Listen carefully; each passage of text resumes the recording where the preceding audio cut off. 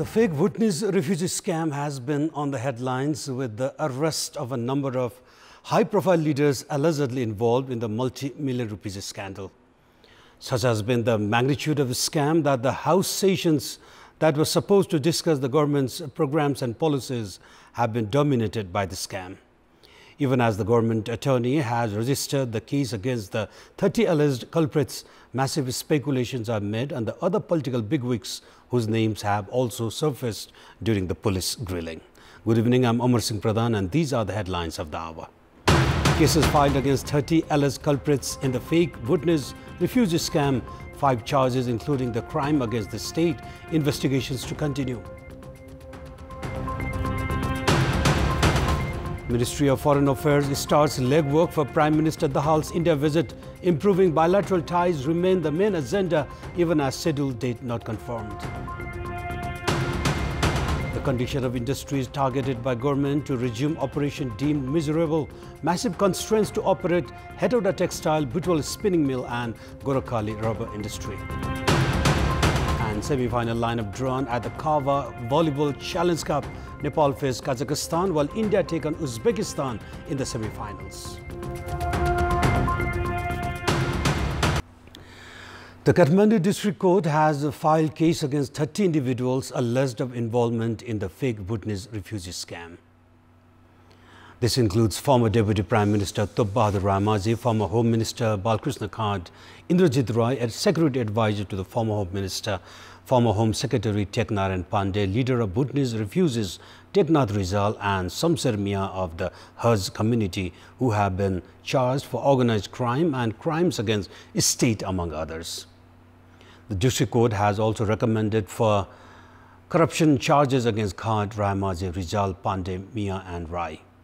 On Monday this week, the investigating team had submitted a report to the Government Attorney's Office recommending charges against 30 individuals that included 16 in police custody and 14 other who are still absconding. State laws allow the police up to 60 days to keep in custody those alleged of involvement in crimes for investigation. The fake Bhutanese refugee scam has drawn political bigwigs into controversy and has been talk of the town for several weeks now. The police have said additional investigations on the scam will continue. The Ministry of Home Affairs has begun legworks in finalizing the agendas that Nepali delegation should put forth as Prime Minister Pushpakamal Dahal is poised for a 3-day visit to India next week. Premier Dahal is all set to embark on India on 31st of May, even as the schedule of his stay has yet to be officially published. In the meantime, foreign affairs experts emphasize on the need to weigh in on the implementation of previous agreements between the two sides made during the Premier's previous visit. Speaking at various platforms, Prime Minister Dahal has been claiming that his visit to India this time will be fruitful. Experts have emphasized that the Prime Minister should raise the issues of border encroachment by the southern neighbor and work to improve the souring relations. They have also called on the Prime Minister to seek for India's stand on the report prepared by the Eminent Persons Group that was formed to review the treaties signed between the two countries.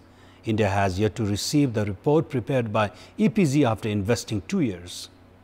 The last time Nepal took diplomatic steps was when it released an administrative map by including Nepal's Kalapani, Lipulik and Limpiadura. Bilateral relations have soured since then. Experts have also opined the Premier should raise issues of exports of Nepali tea, ginger and cardamom, among others, and the widening trade deficit with India. There is also a need for the delegation to discuss the fate of hydel projects like the Upper Karnali and West Sethi that were contracted to Indian companies. Former Prime Minister Sher Bahadur Deuba had visited India on 1st of April 2022. Other former Premier KP Sharma Oli visited India on 6th of April 2018. Both the visits dwelt on the Pancheshwar multipurpose project under the Mahakali Treaty. However, a detailed project report is yet to be prepared.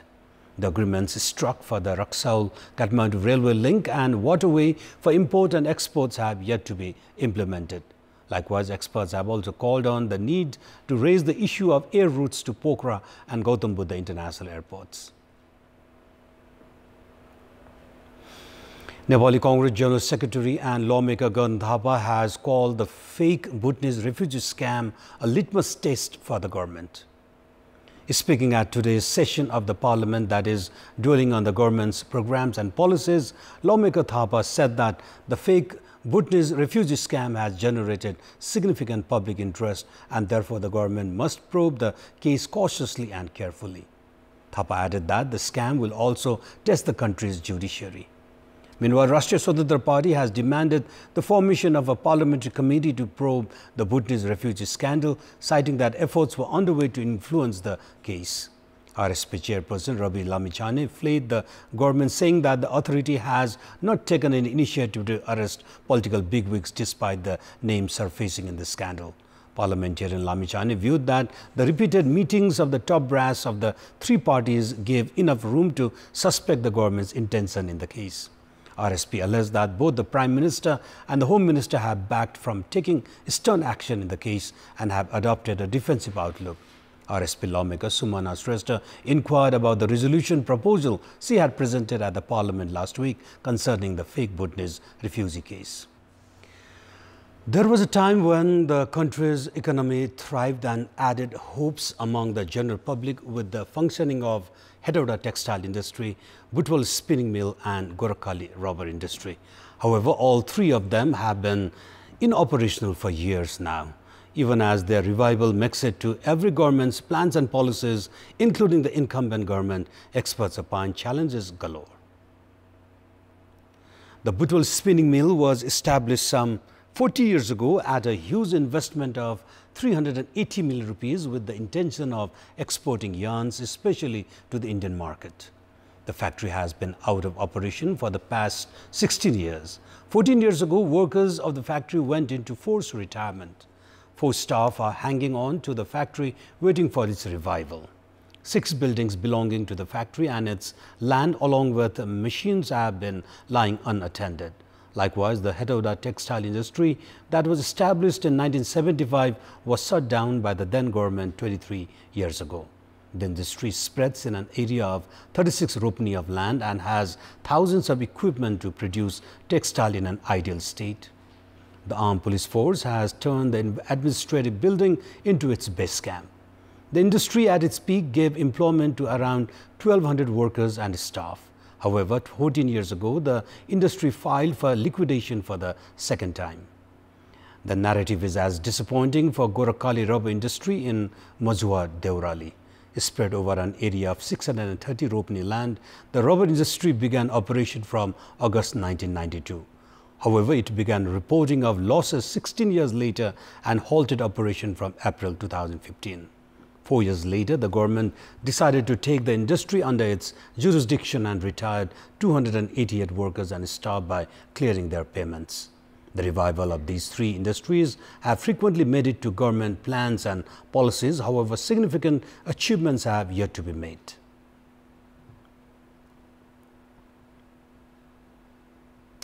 And in our public voice segment, we have asked people in several provinces what should be done to end the dependency on imports of Ayurvedic medicines despite plenty of herbs produced within the country. Let's take a look at what they have to say.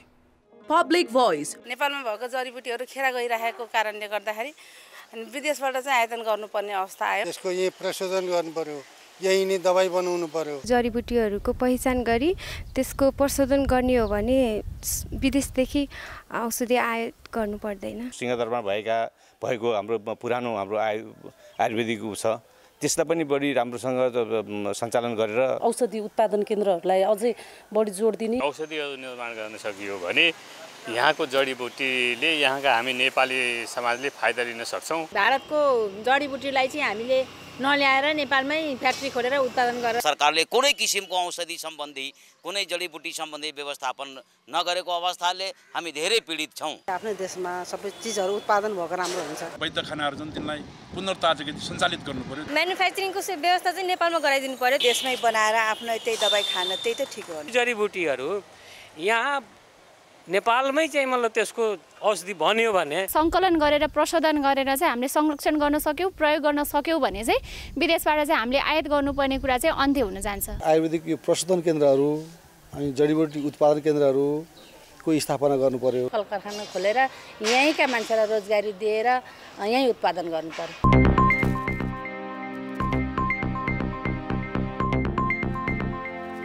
And now time for our segment Public Pulse, where it texts us with their opinion. Public Pulse. And let's take a look at a response to yesterday's question. And yesterday we had asked you, why has the Outer Ring Road construction project remained stranded despite the lapse of 21 years? 79% of you voted for option A, lack of commitment.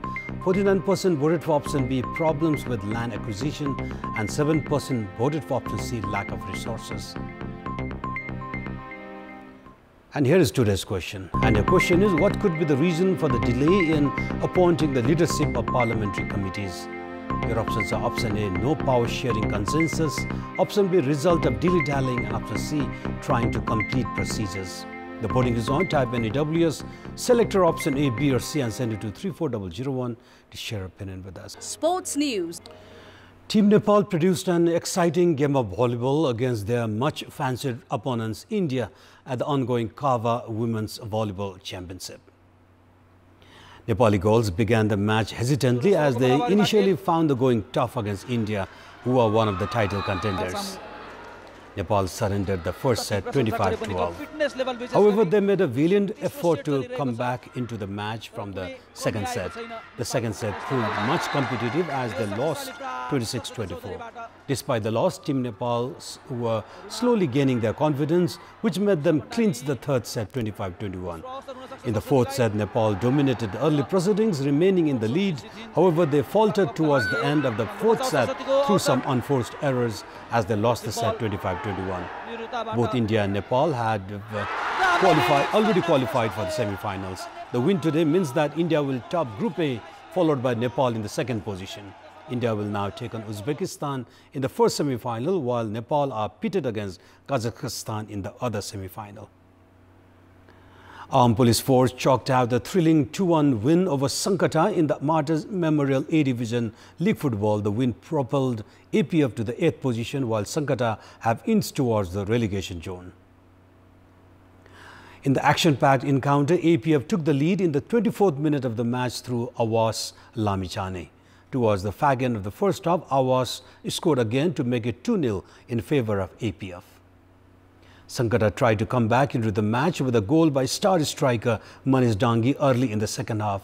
Sankata missed a number of opportunities in the second half to come back into the match as they lost crucial points at the end. It turned out to be a day of upsets as NRT registered a 1-0 victory over Tribhuvan Army Club. Kritis Ratna Chozu struck a beautiful goal to clinch the match for NRT in the 79th minute. And time for weather update.